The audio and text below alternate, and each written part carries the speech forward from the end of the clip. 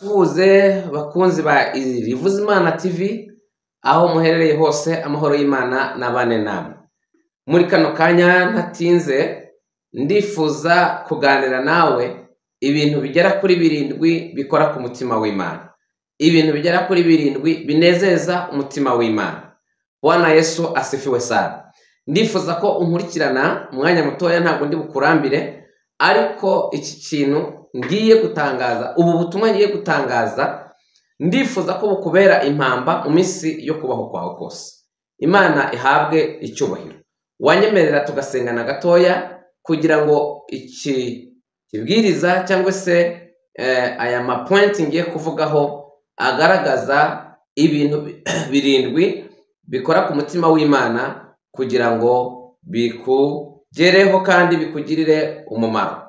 Mana, mu izina rya Yesu ushigikire kandi ushigikire na mwene data unkurikiranye, umugisha w'Imana ubane na buri wese mu izina rya Yesu. Amen. Reka mbanze nshimire abantu mwamaze gukora subscribe aho muherereye hose. Je vous salue. Ndabasuhuje kandi je vous remercie. Ndabashimiye cyane mu izina rya Yesu. Ubwo mvuze ku gafaransa ntacyo gatwaye. Imana ishimwe cyane. Ndifuza ko mu by'ukuri naravuze ngo umuntu wese ajya kuri YouTube afite intego ze. Intego yanjye mfite muri Kristo Yesu niyo kugira gute, niyo kubwira abantu gukomera kw'Imana, niyo kubwira abantu ubushake bw'Imana kuri twebwe, niyo gutanga inama, niyo guhugura, ndetse byaba ngombwa tukanacyaha. Imana itugirire neza. Rero ndifuza kumenyesha abantu ko Imana hari ibintu nk'uko umuntu ashobora kugira ibintu runaka akorera mugenzi we bikamutera kwishima, bikamutera kumwishimira, bikamutera kumva aguwe neza, niko n'Imana nayo, Bwana asifiwe, niko n'Imana nayo ijya ibigenza ku muntu wakoze ibiyishimisha cyangwa se ibiyikora ku mutima. Hari igihe umuntu akorera umuntu ikintu bikamukora ku mutima agahora abyibuka iteka ryose. Imana itugirire neza. Kandi iyo umuntu ahora yibuka icyo kintu umuntu yamukoreye, ntabwo abyibuka gusa ngo bigende gutyo. Byanga byakunda ku muntu uzirikana ineza yabonanye mugenzi we, ashobora kugira gute, ashobora kuzayimwitura mu gihe runaka. Imana itugirire neza. Rero hari ibintu 7 umuntu akora imbere y'Imana bigakora ku mutima w'Imana, ndetse Imana ikanezerwa. Hanyuma ikintu cya mbere natinze nk'uko nari mbivuze, ni mu gihe Imana ibonye umuntu, cyangwa se kubona umuntu ufite umutima uri mu imigambi myiza yo gukora neza cyangwa se yo kuyubaha. Iyo Imana ibonye umuntu ufite imigambi myiza yo gukora neza, yo kuyubaha, yo kuyubahisha, Imana biyikora ku mutima. Iyo usomye muri Zaburi ya mbere, igice cya Zaburi ya mbere umurongo wa mbere, harimo ijambo rivuga ngo hahirwa umuntu udakurikiza imigambi y'ababi, ntahagarare mu nzira y'abanyabyaha, ntiyicarane n'abakobanyi, ngo ahubwo uwo nguwo agahora yibwira amategeko y'Imana ku manywa na nijoro. Bibiliya iravuga ngo bene uwo muntu ntabwo Imana izamukurira mwaho. Sinshatse kuvuga inyungu zo kuba muri ibi bintu, ariko iyo usomye muri Daniel igice cya mbere umurongo w'8, harimo ijambo rivuga ngo maze Daniel agambirira mu mutima kutaziyandurisha ibiryo by'umwami cyangwa vino yanywa.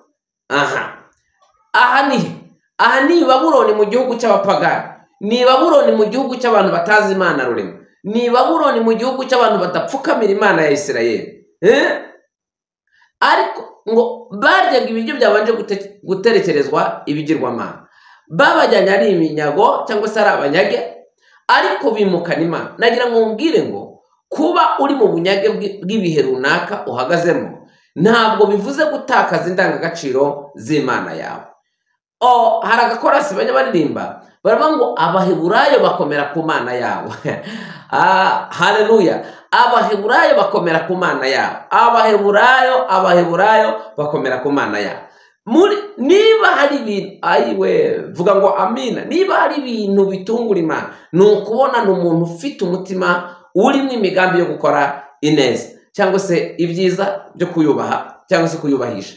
Imana itugire neza. Iyo usomye muri Mariko igice cyaho cya 7 ngira ku murongo wa 20 n'uwa 21 harimo ijambo rivuga ngo ariko ibiva mu muntu nibyo bimuhumanya. Aravuga ngo kuko icyambere mu mitima y'abantu havamwe imigambi mibi, ubuhehesi, ubusambanyi, ubwicanyi, kuroga, kwiba, kwica, igomwa, ishyari, inzigo, intonganya, ibitutsi n'ibindi bisa bityo.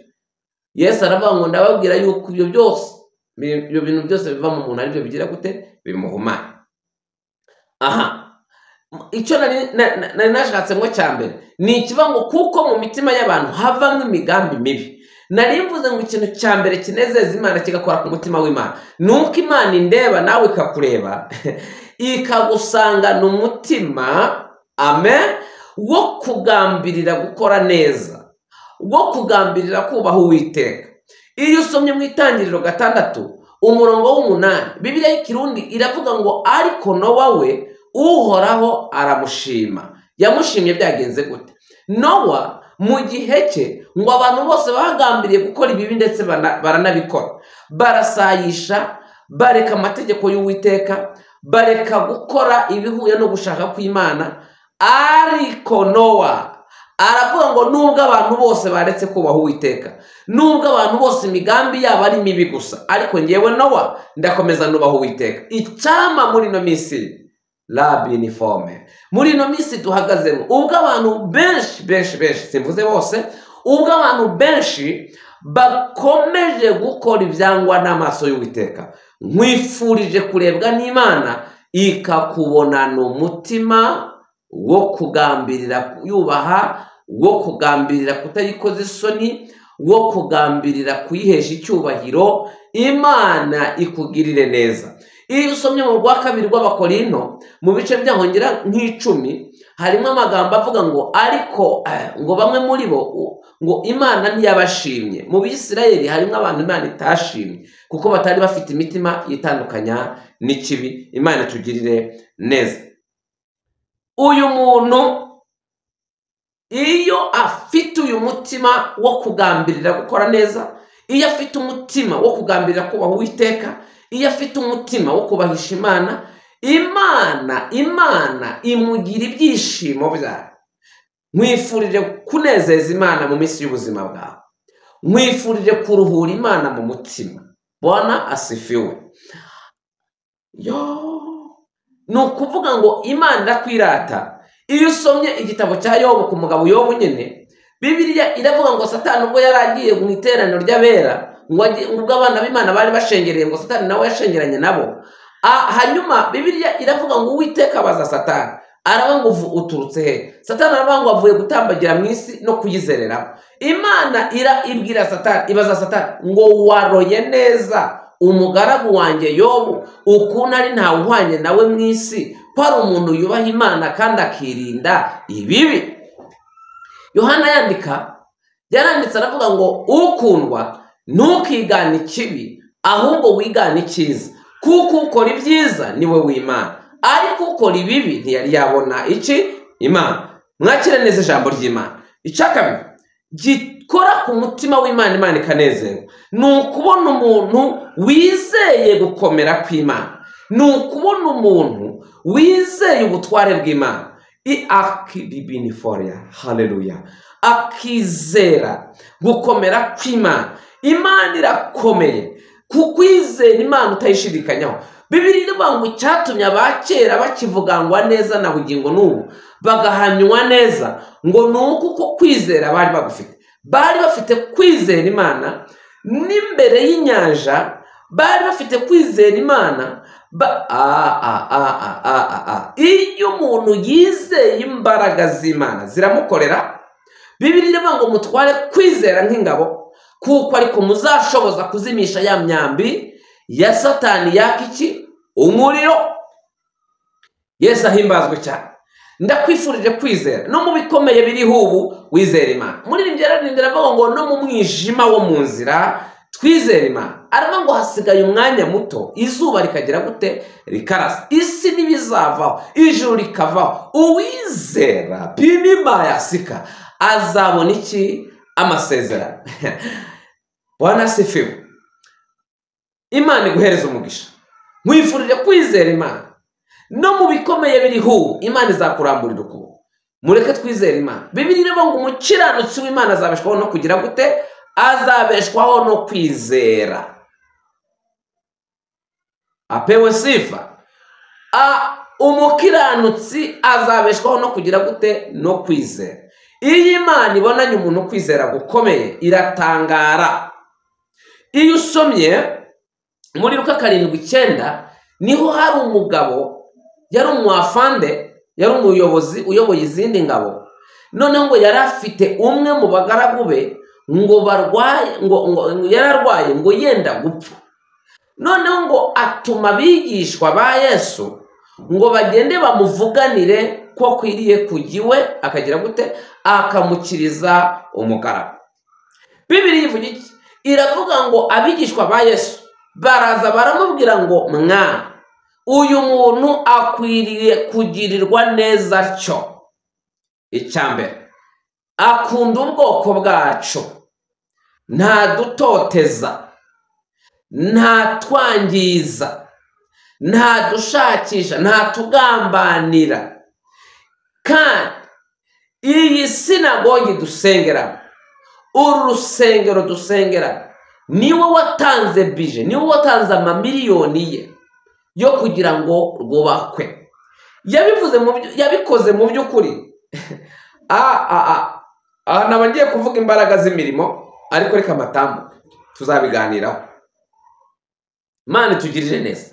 Iyo mirimo yakoze ibikwa aha, ariko hongerwa kandi kantu ko kwizera gukomera kwa Kristo. Aravuga ngo uyu muntu namaze kumenya ko ari umutware, namaze kumenya ko ari umutegetsi, namaze kumenya ko ari umwami utwara abami bose, namaze kubimenya ko avuga ijambo rimwe gusa bikagira gute? Bikabaho. Uwo musirikare ngo atuma kuri Yesu aramubwira ngo mwana, ntibinkwiriye ko urinda kugera iwawe, tegekera ahantu uri, umugaragu wanjye arakira. Ariko ndanezerewe. Mwavuze ngo amina cyane. Noneho aramubwira ngo nanjye ndi umuntu utwarwa n'abandi. Donc hejuru y'umuntu haba hari undi, no munsi y'umuntu haba hari undi. Ndi umuntu utwarwa n'abandi, kandi nanjye nanone mfite abo nyobora. Iyo mbwiye umwe ngo kora iki, aragikora. Nabwira umwe ngo genda, akagenda. Namubwira ngo garuka, akagaruka. None niba afite ubwo butware ndi umuntu, wowe uri umwami w'ibihe byose. Tegekera ahantu uri, ndizeye imbaraga zigukoreramo. Ariko wateye haleluya. Ndizeye imbaraga zigukoreramo. Asifiwe. Ndizeye imbaraga zigukoreramo. Vuga ijambo rimwe gusa, umugaragu wanjye arakira. Bibiliya iravuga ngo Yesu aratanga kugeza ubwo yavuze ngo no mu Bisirayeli. Bishatse kuvuga ngo uyu musirikare yari umunyamahanga. Aravuga ngo no mu Bisirayeli sinigeze mbona, binima yasika, sinigeze mbona umuntu ufite kwizera kungana gutya. Iyi Imana ikubonanye kwizera iranezerwa, ikivuga ikavuga ati ndahumiwe. Kandi mu kwizera nibwo imirimo y'Imana ikorekera. Imana itugirire neza. Yesu iyo usomye muri Mariko 7 ni 5 ngera ku murongo wa 27 niho hari amagambo avuga ku mugore wari uri mu mugongo amaze imyaka 12 ari mu mugongo, ariko ngo yumvise inkuru za Yesu ngo yizera imbaraga zimukoreramo. Wavuze ngo amen. Icyama kano kanya nawe ukazamura kwizera kwawe. Ibyo bintu iyo misozi yariduka kubwo kwizera. Imana ihabwa icyubahiro. Rero iyo Imana ibonye umuntu yizera mu butware bwayo, iranezerwa ikavuga ngo ndanezerewe kubw'iyi mpamvu ndakora igitangaza. Bwana asifiwe. Icya gatatu ni ukubona umuntu wayirwaniye ishyaka agahagarara mu cyimbo cyayo ngo izina ryayo rikomeze kubahwa. Kubona umuntu warwanya ishyaka, ndakwifurije kurwanira Imana ishyaka. Finehasi yarwaniye Imana ishyaka, muzabisome mu kubara mu bice 15 umurongo w'10 muzageze kuri 11, ni hayo ayo magambo ari. Finehasi arahaguruka ngo igihe bari barimo barasengera imbere y'ihema ry'ibonaniro, ngo haje umwisirayeli ngo azana umugore w'umunyamahangakazi ngo ajya kumurongorera mu ihema. Finehasi ngo arababara kubera ko n'ibindi bitari byarangira, Imana yarakariye abantu kubw'ibyaha bakoze. Ariko uwo muntu ngo aragenda akora ikosa ryo kuza gukora icyo kintu. Ngo Finehasi ararakara uburakari bwo guhagararira Imana, aravuga ngo ntibikwiriye ko izina ry'Uwiteka risuzugurwa bene aka kageni. Ntukemere ko izina ry'Uwiteka risuzugurwa ku bwawe, ntukemere ko izina ry'Uwiteka rivugwa nabi ku bwawe, ahubwo urwanira Imana ishyaka mu izina rya Yesu. Kubwo kurwanira Imana ishyaka, Imana yaravuze ngo mbonye Finehasi amfuhiye ifuhe ryanjye, bitumye mpagarika mugiga mu Bisirayeli. Urumva? Donc iyi Imana iyo yazanye uburakari, abantu bagahaguruka bagahagarara mu cyuho, Imana irigara. Imana itugirire neza. Icyakane, nava kuri iki cya gatatu, kubona umuntu urwanira Imana ishyaka. Iyo usomye mu gitabo cya mbere cy'Abami mu gice 17 umurongo wa mbere, hari umugabo witwa Eliya yabonye abantu bakoze ibyaha batagisenga Imana rurema, basigaye bapfukamira ibigirwamana. Aravuga ngo ntibikabeho njyewe Eliya ngihumeka, none ikibatera umurengwe ngiye kugikuraho. Ahagarika imvura imyaka 3 n'amezi 6. Imana ibonye ishyaka Eliya agize, iravuga ngo nanjye ndabikonfirimye, iyo mvura izongera kugwa nyine ari ukubitegetse.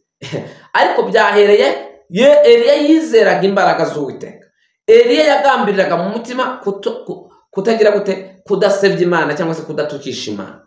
Icya gatatu, Eliya yarwaniye Imana ishyaka, Imana ibana nawe. Icya kane, ni ukubona umuntu yumvira agakora byose neza nk'uko yabitumwe cyangwa se yabitegetswe. Imana ikeneye ko tuyumvira mw'abantu. Bibiliya iravuga ngo nimugira umwete wo kwitondera amategeko yanjye no kwitondera amateka yanjye. Bibiliya iravuga ngo imigisha yose izabazaho. Bibiliya ikavuga muri Yesaya 1:19, arimo ijambo rivuga ngo nimwemera mukumvira muzarya ibyiza byo mu gihugu, ariko nimwanga mukagoma inkota y'Uwiteka izagira gute, izabarya. Asifiwe. Rero ndifurije abantu bankurikirana kumvira Uwiteka.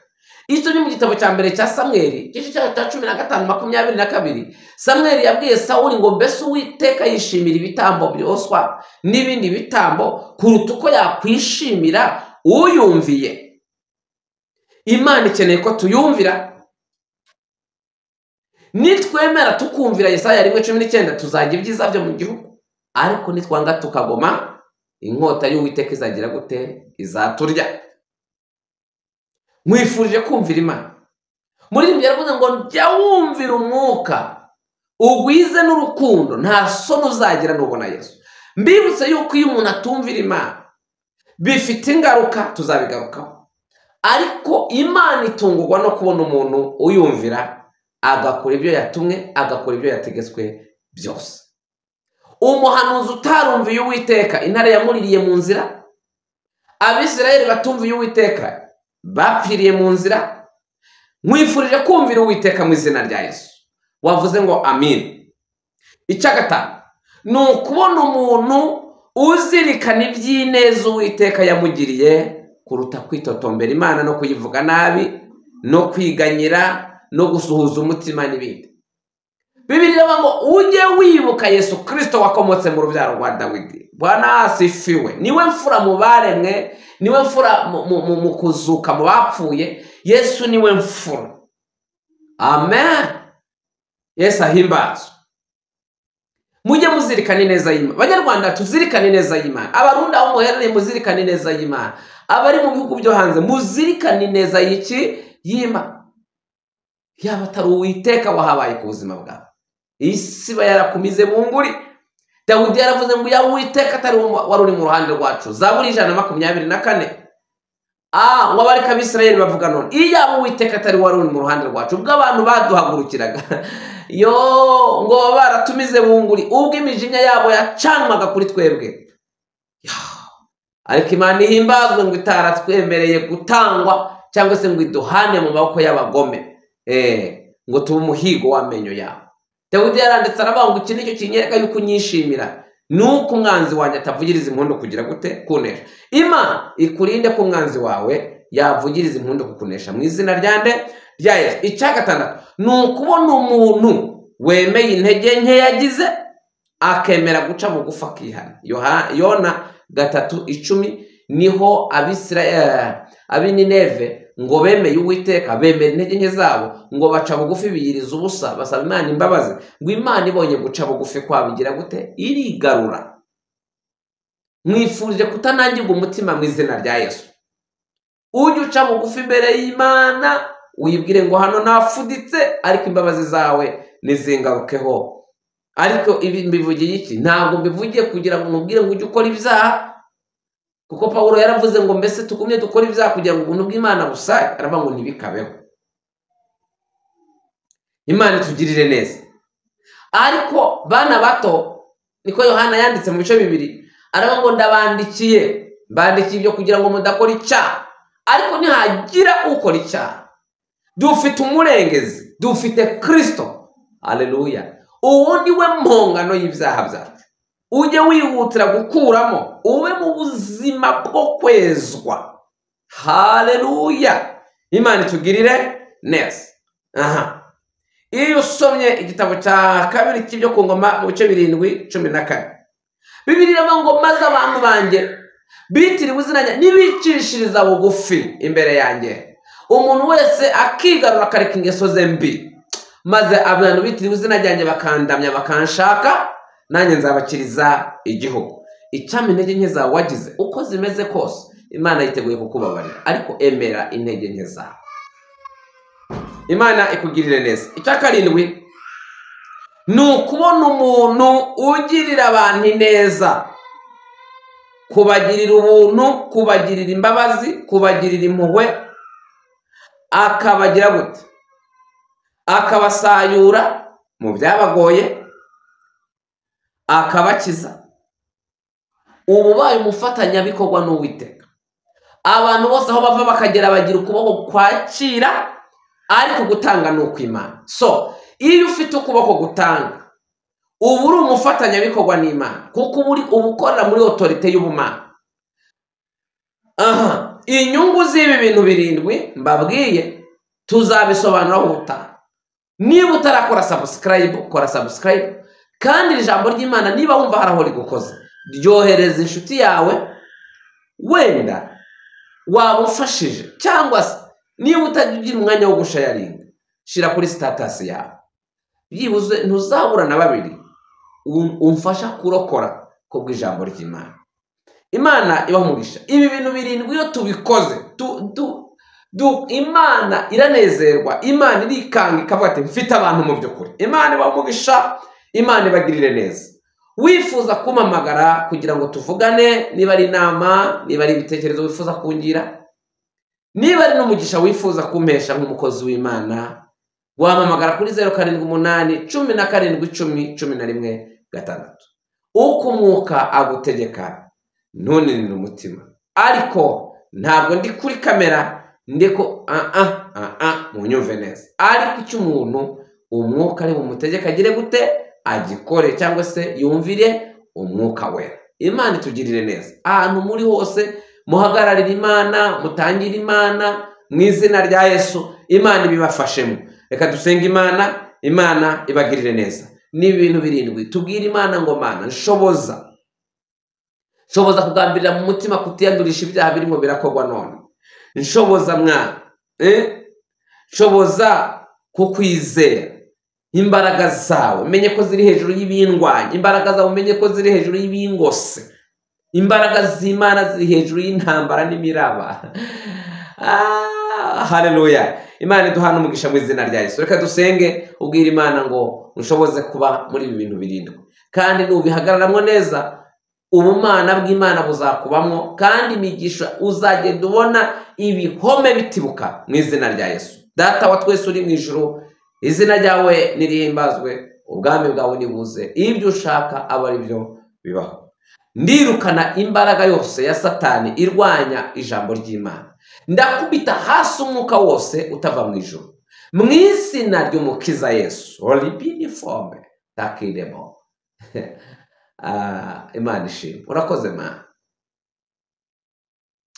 Ndasenga uyu muntu nkurikiranye ngo ahabwe umugisha n'Imana. Uyu muntu wakoze subscribe ahabwe umugisha n'Imana kugira ngo yumve ijambo ry'Imana. Uyu muntu mfasha gukora share mu bantu kugira ngo mwami bumve ijambo ry'Imana.